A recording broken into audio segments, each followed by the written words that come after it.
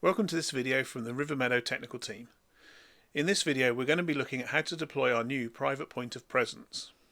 We're going to show you how to deploy a private PoP and how simple that can be, how to create a cloud appliance so that we can migrate into other clouds, how to add a source, a very simple way to get things moving, and how to migrate a virtual machine using a private PoP.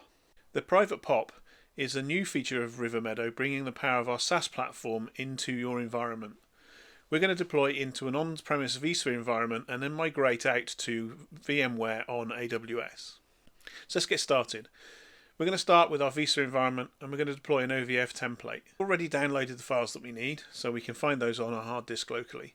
This is an OVF rather than OVA, so we've got several files we need to add. We can add those. Clicking Next takes us into the deployment wizard. We're going to leave the default name, so we'll check the details of the product. So we've got Rivermeadow Migrate as the product, Rivermeadow Software as the vendor, so that's all good. And now we can move on. So we'll attach this to a network. We're going to use static IP addressing, so we're going to set that manually.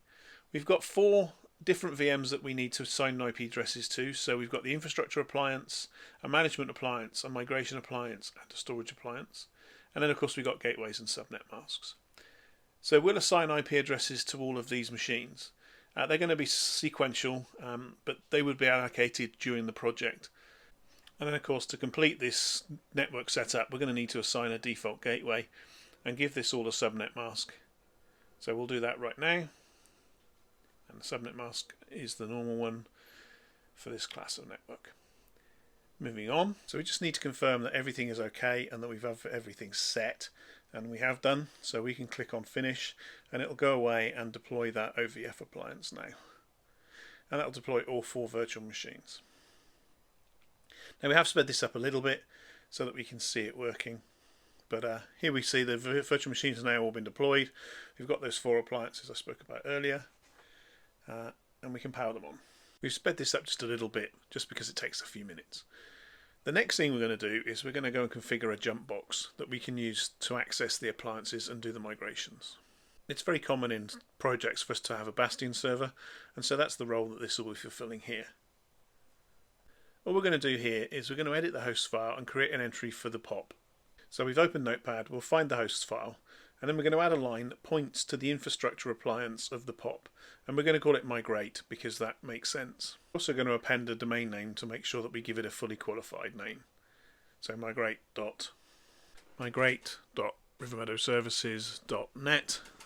Okay, that done, we need to save that away, and let's pop across to a command prompt and just check that that's worked by pinging it using the fully qualified domain name. And there we go, everything's working fine. So what we've achieved so far is that we've managed to deploy a version of the Rivermeadow software into our own environment. So now we're going to log into that environment using that fully qualified domain name that we set up earlier. So in the background we've set up some users of the portal, and Greg, who's running this demo for me technically, will log in now as his user with a username and password. And once we've done that, we'll get to the portal, which looks remarkably familiar to the SaaS platform that we're used to. This portal comes with a single project with a set number of entitlements. So let's get things started. First thing we need to do is add a cloud appliance. So we'll click on Cloud Appliances and we'll select Add New Target Cloud. So clicking on that takes us into the wizard. Now we're going to choose vSphere in this instance because we're going to use vSphere on AWS.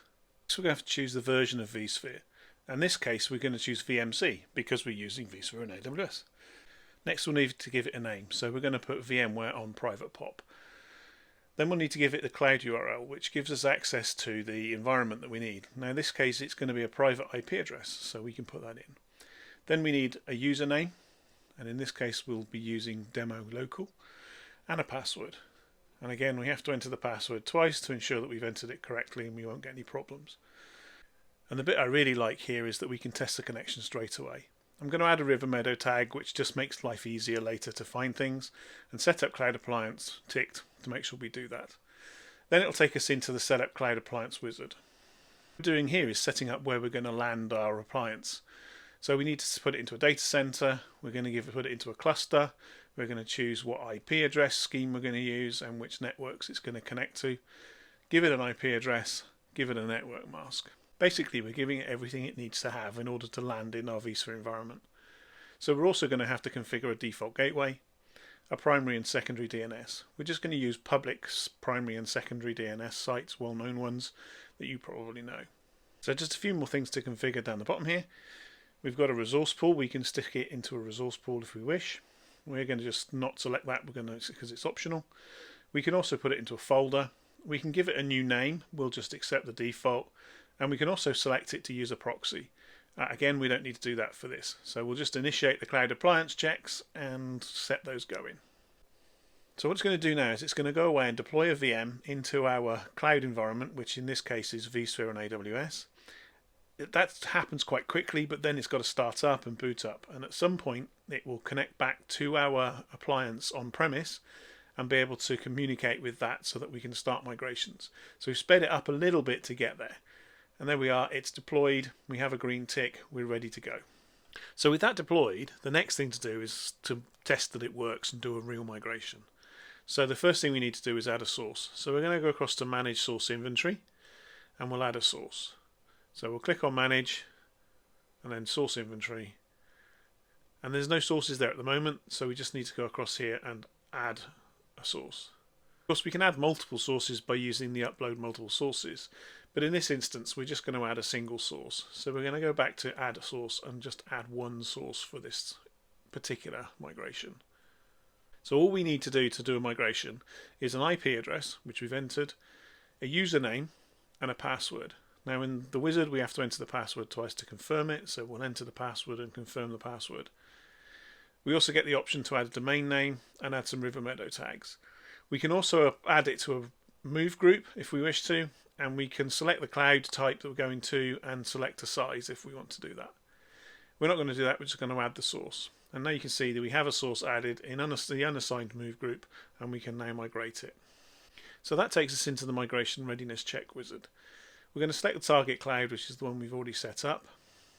We can choose a full migration, we can choose data only. Interestingly, we can select VDI migration, which is coming in a future video. So we're going to accept all the other defaults and we can proceed with the migration readiness check. The first thing it's going to do is check the Cloud Appliance is there and is ready. Then it logs into the source machine and it's going to perform a load of checks to make sure that there's nothing in the source machine that might cause us a problem or will cause us a problem. What we're hoping for here is a series of green ticks, and we've got them. So now we can go off and create the migration profile. So clicking on Create Migration Profile is going to take us into the wizard. And what we're doing here is we're going to configure the landing zone and the profile of how we're going to migrate this machine.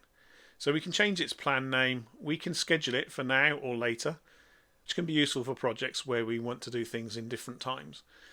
We can schedule time and date. Mental note here is that the time that we use here is the time on the local machine, so wherever you're logged in from. We're going to schedule this now because we want to see this running straight away. The global settings apply to all machines in a move group that we're choosing to move. Now, of course, we're only moving one machine here, so we'll go straight down to the detail settings. We can change the name of the machine. We're just going to change the name to Target. That means that it's a target machine. We can also configure the disk drives where they're going to land. We can select file or block based. We can override the CPU and the memory. We're just going to use the same. We're not going to change that here. We can configure the target network adapter as well. We're going to pretty much accept the defaults here. There's no need to change anything except to put in an IP address because we're going to use a static IP. We can also add a second NIC if we wish to. We're not going to do that in this case. And we can set up the other networking environmental variables like the default gateway and the DNS servers. We're going to set those the same as we set previously for the Cloud Appliance. We've got to select a data store where this thing's going to live. We can shut down the source if we want to. We don't usually use that. We can set up SSL. We can also do an in-place upgrade if we want to do that. We also have the ability to run migration extensions, which are scripts that we can inject into the machine when it lands. So we're all ready to go. We click continue. Now it goes off and it runs another set of pre-flight checks. This time it's checking that anything we've put in doesn't affect the migration itself. Once that's done and it's all completed, which is quite a quick process, it actually starts the migration. So we can click on the information button and we can see what the progress is, and if we scroll down a little bit we'll be able to see that there's the usual 3 steps here, which is instantiate the target, data sync and prepare the target. So we've sped things up a little bit to make this happen a little quicker, and so we'll get to completion, and there we are, the migration is completed.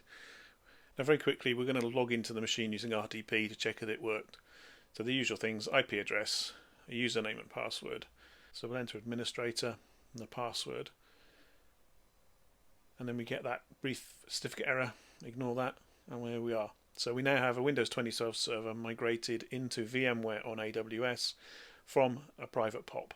So in this video we showed you how to deploy a private PoP with all the advantages that brings around not having to use a SaaS platform, how to create a cloud appliance, how to add a source and how simple both those steps are, and how to migrate a virtual machine using that private PoP. In this case we migrated it into VMware on AWS. Many thanks for watching this video. We hope you found it useful and informative. If you have any questions, please feel free to email us at sales@rivermeadow.com, and please do come back again soon. There is a lot of exciting stuff happening here at Rivermeadow.